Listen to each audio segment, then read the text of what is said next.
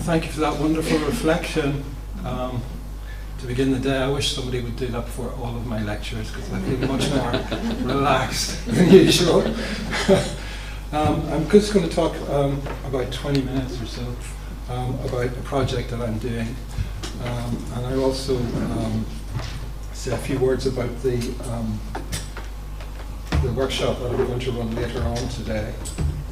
I'm just trying to get this. Trying to move the... I think it's okay now. As you heard, I'm a professor of English literature at Reading University, and we have a big archive there of the work of a playwright and novelist, Samuel Beckett. Here he is with his mother, 1906 to 1989, were his dates, and his mother May lived from 1872 to 1950. And the reason I'm showing you him and his mother, it's not only because they look a lot like each other, and they both look pretty fierce. It's because Beckett cared for his mother. She died of Parkinson's in 1950, and he was living in Paris at the time, and he came back to care for her in the last 6 months of her life. And he did the same a few years later when his brother Frank, who was a couple of years older than him, died of cancer. Came back from Paris and cared for Frank in his last few months too. And this, in fact, when Beckett himself was dying in a nursing home in Paris, a poet came to see him called John Montague, and one of the things that Beckett said to Montague was, "I watched both of my parents die." So he looked after his father too in 1933 for a few days after he'd had a heart attack. So this question of care for the dying is something that I'm really interested in regard to Beckett's work. It's something I'm interested in personally. I'm particularly interested in what literature can possibly say about the process or the experience of care for others. So I'm as Keith and Karen know, I'm involved in a project that, called Samuel Beckett and Care. I'll just say a few words about that. It might be a bit small up there, I'll just read it to you. My project will consider questions of death, dying and caring for those at the end of life in Samuel Beckett's writing. It will approach these concerns in a new way by placing them in the context of 20th century medical history, a period when the understanding, experience of and societal approach to death and care undergo very significant changes. By demonstrating the centrality of death and care to Beckett's narratives, it will also seek to challenge and extend the prevailing understanding of narrative aesthetic form in the medical humanities. That's a very kind of formal way of putting it. From kind of the various grant applications that I'm writing, but what I'm interested in really is Beckett. You know, Beckett, he won the Nobel Prize in 1969. He wrote one of the most famous plays of the 20th century, Waiting for Godot, the year before his mother died. After his brother Frank died and he cared for him, he wrote another very famous play called Endgame, which is a play about caring, two characters, one caring for the other. The scenario of someone coming to terms with their own end, the end of their life, in the presence of someone else, is something that returns again and again and again in his work. And so what I'm interested in is what does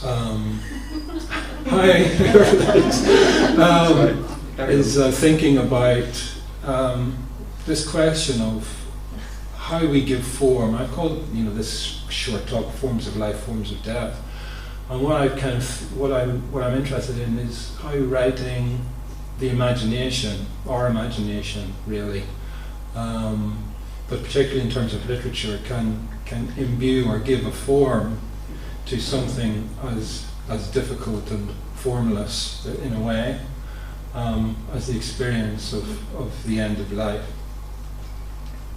And this was something that Beckett himself was very interested in. I'll give you a couple of quotes from his work just before I finish to show you what I mean.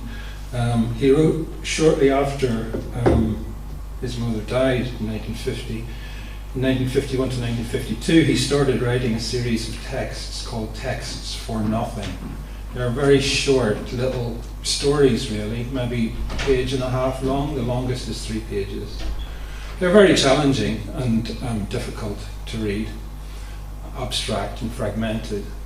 But in them, he's clearly trying to come to terms with not only his mother's death, but the experience of caring for her. And he's very, very honest in it, in these texts. So I'll give you one example. I mean, they're fictionalized in that the voice that is speaking in this section I'm going to show you now is kind of lying on top of a mountain somewhere, just kind of thinking, and they seem to be at the end of their lives themselves. But they're also remembering, I think, caring for someone else. So I'm just going to read you this. Again, that might be a bit small, but I'll read it to you. So the story, it's about a page and a half long. It's already been set up that this character, this voice, is kind of lying in a kind of derelict area of the countryside up in the mountains. I can follow them well, all the voices, all the parts, fairly well. The cold is eating me, the wet too, at least I presume so. I'm far. My rheumatism, in any case, is no more than a memory. It hurts me no more than my mother's did when it hurt her. I ravening patient in the haggard vulture face. Perhaps it's carrion time.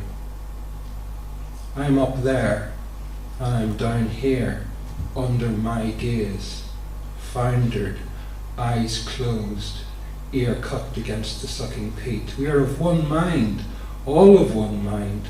Always were, deep down. We're fond of one another.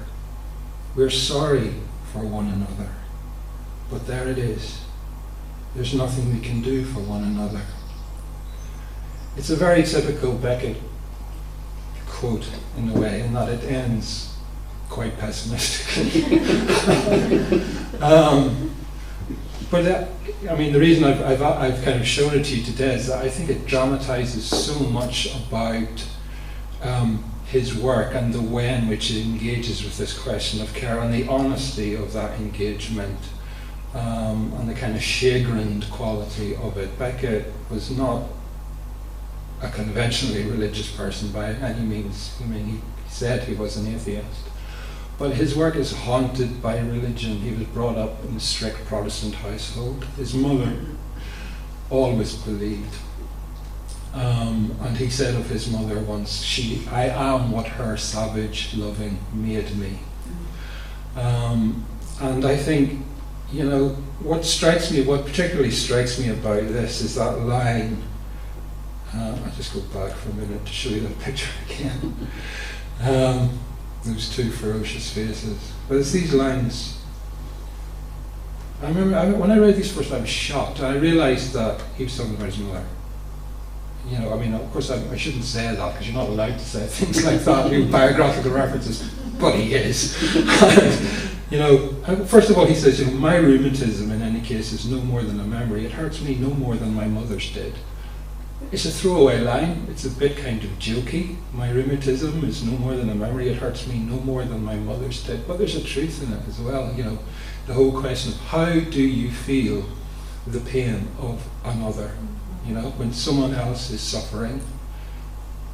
The question of empathy, which you all know about. That's there in that line as a kind of joke. But it's the big question that lots of philosophers and theologians have talked about. And then he goes on to say, this line is the one that shocks me. I ravening patient in the haggard vulture face. Perhaps it's carrion time. I think there are many ways of reading that line, but at some level it's a description of his mother's face on her deathbed, I think, and describing her, that haggard vulture face, describing her as someone who's preying on the carer in a way, while also, we can also read it as it's a representation of death, who is death as a vulture. Perhaps it's carrion time, perhaps it's the end. But then after that he says, he's talking about the bird, he says, I'm up there and I'm down here. And again, you get that doubleness of, in the case of a vulture it would be a corpse, I guess, and the vulture itself, and that kind of, that empathy with both sides is there. It's the honesty, the ambiguity is very interesting. It's the kind of the honesty of it all, which I think is particularly striking. And the way in which he transforms something very difficult into something else. And for Beckett, and this is coming now towards the end and saying a little bit about what I want to do later on in the workshops. For Beckett, in Texts for Nothing, there are 15, no, I think there are 13 of them, and this is from number 9. He comes back again and again to this idea that one way of coming to terms with the end of life is something to do with the forms of narrative, with storytelling in some way. And sometimes he's very cynical about this idea. Sometimes he expresses it in very beautiful ways. Again, there's that ambiguity, but this sense of form, giving a form to one's own life at the end of life, or giving a form to one's own experience of caring for someone else, is what he returns to again. As was mentioned earlier on, the concept of the divine differs for everyone. If there is a concept of the divine in Beckett, it's got something to do with this idea of form, giving form, constructing form, and that's what I want to think about in the workshop, where we'll try to give some form to experience and think about ways of doing that. I love this quotation. He says, "If I could say, there's a way out there, there's a way out somewhere, to know exactly where would be a mere matter of time and patience and sequency of thought and felicity of expression, the rest would come, the other words, sooner or later, and the power to get there, and the way to get there, and pass out, and see the beauties of the skies, and see the stars again." Just the relationship between an end, sequency of thought and felicity of expression, as he puts it, and then this image of beauty at the end, the beauty of the skies and the stars, that kind of Kantian idea of the beauty of the night, of the sublime.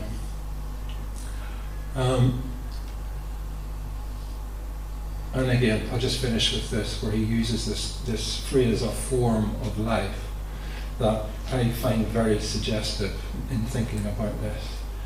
And he's saying it's the same thing as in the last quotation, but in a much more succinct way, about the relationship between coming to terms with the end and finding a form.